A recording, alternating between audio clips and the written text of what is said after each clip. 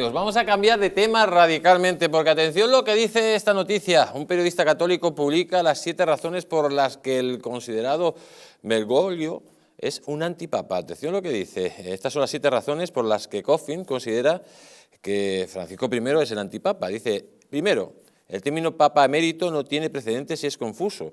Segundo, el papa Benedicto XVI parece haber renunciado solo a una parte del papado, el ministerium activo, no a la oficina o al mumus de papa.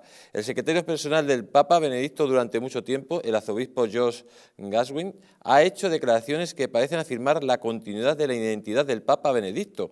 La forma correcta de dirigirse al papa Benedicto sigue siendo su santidad. Hay al menos 3 errores en la Declaratio Latina oficial leída por el Papa Benedicto el 11 de febrero de 2013. La aceptación pacífica universal por parte de la Iglesia de Francisco nunca ha ocurrido realmente. El comportamiento canónicamente ilegal de los cardenales de la mafia de San Galet al conspirar para votar a su hombre de Buenos Aires en 2013 invalida el conclave. Amigos, vamos a conectar con Estefanía Acosta, abogada y escritora. Ella ha escrito el libro, ahí se nos lo ponen en pantalla, Benedicto XVI, Papa Emérito. Ahí tenemos un libro que no se pueden perder para saber la realidad de lo que está pasando en el Vaticano. Buenas noches, Estefanía, ¿cómo estás? Muy buenas noches, don Jesús, muchas gracias por la invitación. Estefanía, que está al otro lado del Atlántico, nuestro país hermano en Colombia. Ya que estás en Colombia, te voy a hacer una pregunta muy rápida. ¿Cómo ves el tema de las elecciones? Muy complicado. Estamos atravesando momentos muy difíciles. Creería yo que independientemente del resultado electoral, la situación del país se va a agravar porque está muy polarizada y está muy en bandos con unas posiciones muy radicalizadas. Estamos en situaciones difíciles, pedimos oración por este país. ¿Llega el anticristo a Colombia o no?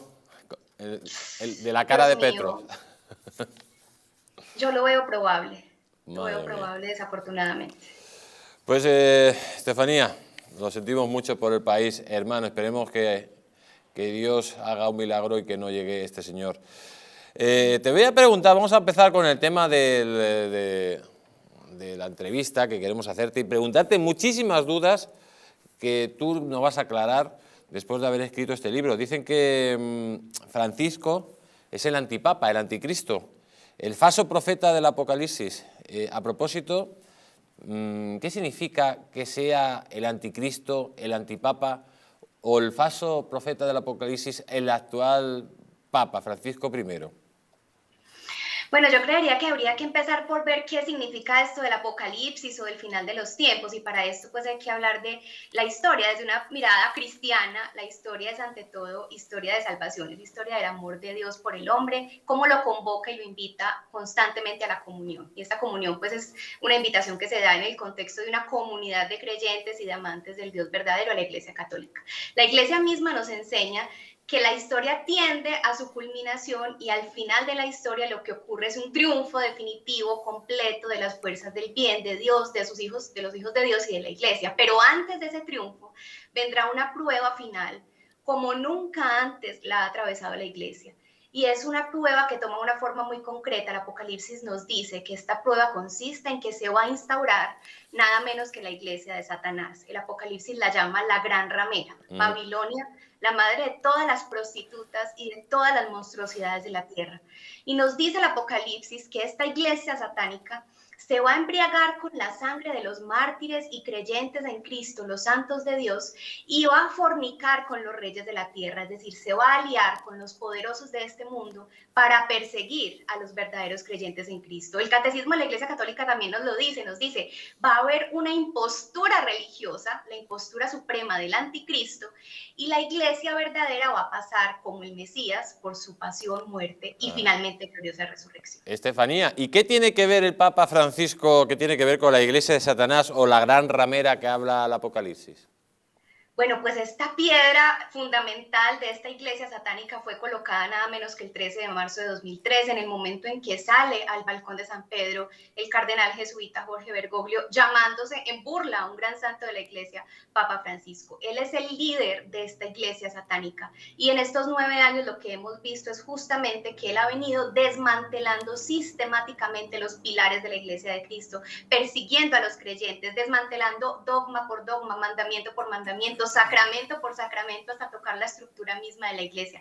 Él, Jorge Bergoglio, no es papa, es el líder de la iglesia satánica del Apocalipsis. Pero eso es una contradicción porque los obispos, los cardenales, el mismo Benedicto le ha reconocido, ¿no? ¿Cómo podemos decir que el Papa Francisco es un papa satánico? Claro, lo primero que hay que decir es que la elección de Francisco se pudo hacer, fue posible justamente por el golpe de Estado que había sufrido el Papa Benedicto. El Papa Benedicto enfrentando una serie de amenazas. Cuéntenos eso del golpe de Estado, ¿qué pasó exactamente?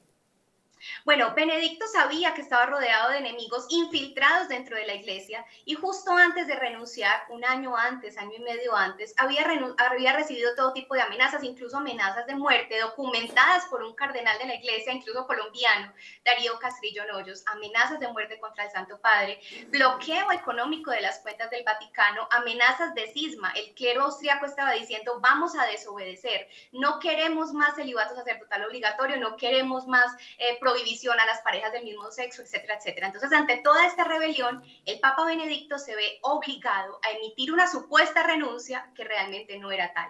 Su renuncia fue aparente. Él renunció sin renunciar, lo hizo en latín, con una jugada maestra y una utilización muy precisa de los términos en latín, de manera que no fuera inmediatamente evidente que realmente no estaba renunciando a ser el Papa, sino simplemente a ejercer algunas funciones del cargo de Papa. Y con esto impidió que el siguiente cónclave, que fue el de marzo de 2013, fuera válido. Como Papa, el Papa Benedicto siguió siendo el Papa, aunque no en apariencia, pero sí ante el derecho canónico. El cónclave de 2013 estaba abocado necesariamente a elegir un antipapa, es decir, un Papa inválido. Bueno, ha estado hablando usted del apocalipsis, del final de los tiempos. ¿Se están dando las circunstancias que indica la Biblia con la llegada, supuestamente, lógicamente, de un antipapa y de todo lo que está pasando en el mundo? ¿Se están dando esas circunstancias que marca el Apocalipsis de San Juan?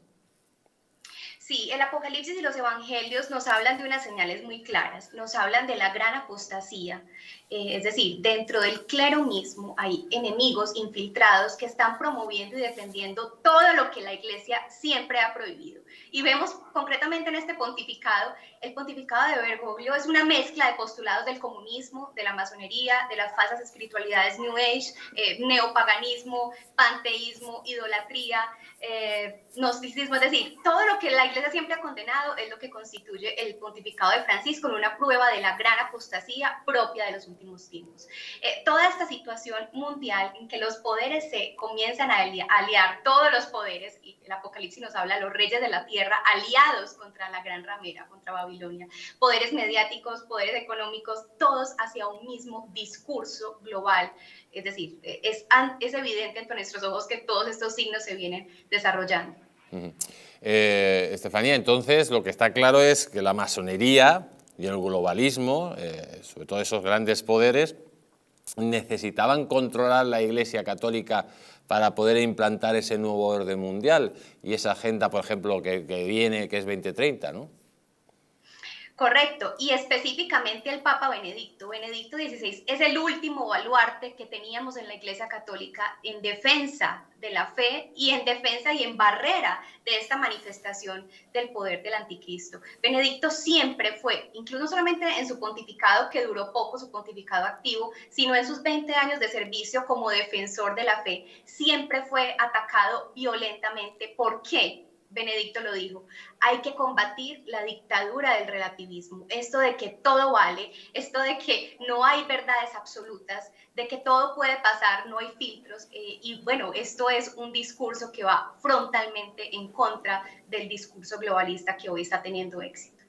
Y ya para terminar, doña Estefanía, ¿qué mensaje le daría usted Porque, por ejemplo, este programa, la mayoría de la gente que lo ve, somos todos cristianos, creyentes en Dios, somos católicos, apostólicos. ¿Qué mensaje le daría usted a todos los católicos después de todo lo que nos ha contado? Un mensaje de esperanza.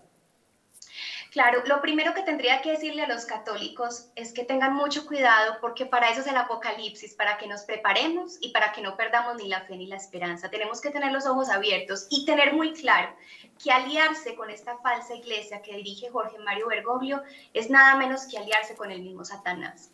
Y el Apocalipsis nos dice, salid de la ramera, salid de ella, pueblo mío, no os manchéis con sus crímenes. Hay que ver la realidad, reconocerla y bueno, en este libro mostramos una cantidad de hechos que hacen palpable esta realidad. Y tener siempre presente que la hora de las tinieblas está en este momento en su apogeo, pero es temporal, es aparente. El libro del Apocalipsis nos dice que al final nuestro Dios derrotará al anticristo con el soplo de su boca, como se aplasta una cucaracha, por amenazantes que sean estos poderes, al final el triunfo es de Dios.